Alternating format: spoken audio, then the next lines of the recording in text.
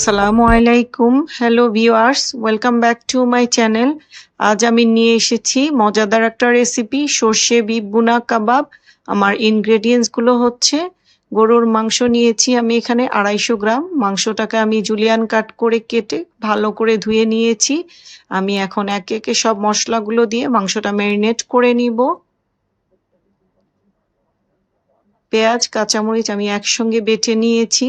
আদা বাটা, রসুন বাটা আমি আমার মশলার পরিমাণটা আমার ডেসক্রিপশন বক্সে দিয়ে দেব। সর্ষে বাটা, লবণ,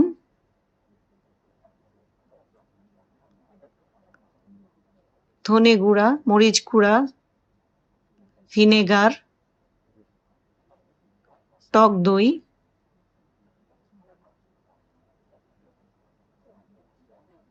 সরিষার তেল,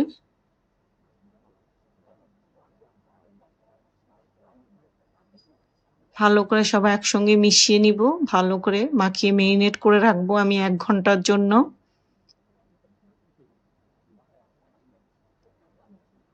মাখানো হয়ে গিয়েছে।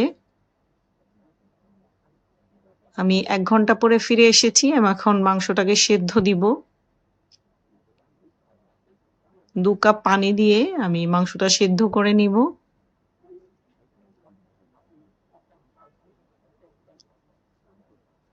মিডিয়াম ফ্লেতে সেদ্ধ করে নিব আমি।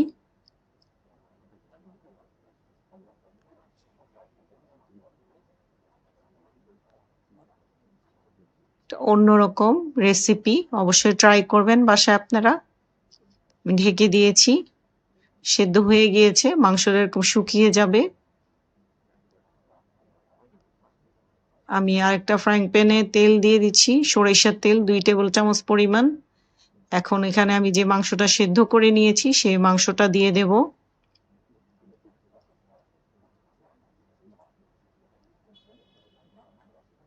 মাংসটা দিয়ে দিয়েছি। এখন এটাকে আমি ভেজে নিব ভালো করে তেলের উপরে।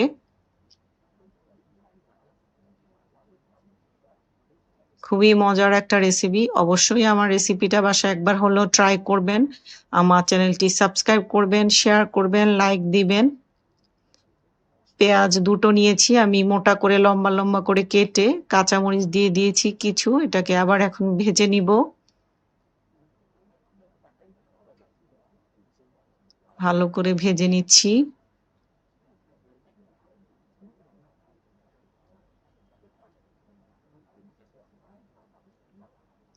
সর্ষে গুঁড়া দিয়ে দিয়েছি আমি।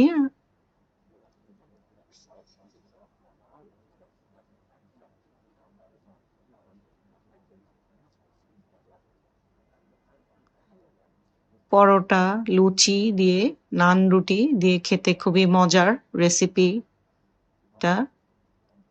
আমি 2 টো টমেটো দিব এখন।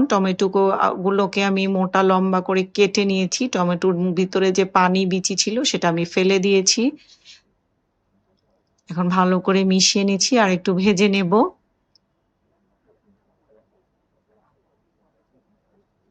খুব সুন্দর একটা কালার আর খুব সুন্দর একটা সর্ষের ফ্লেভার এসেছে। অবশ্যই বাসায় ট্রাই করবেন।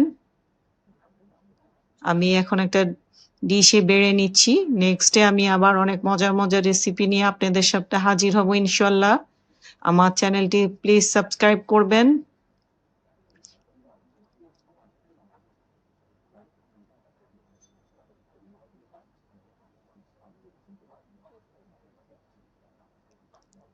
নেক্সট ভিডিও নিয়ে আবার আসছি আমি। আল্লাহ হাফেজ।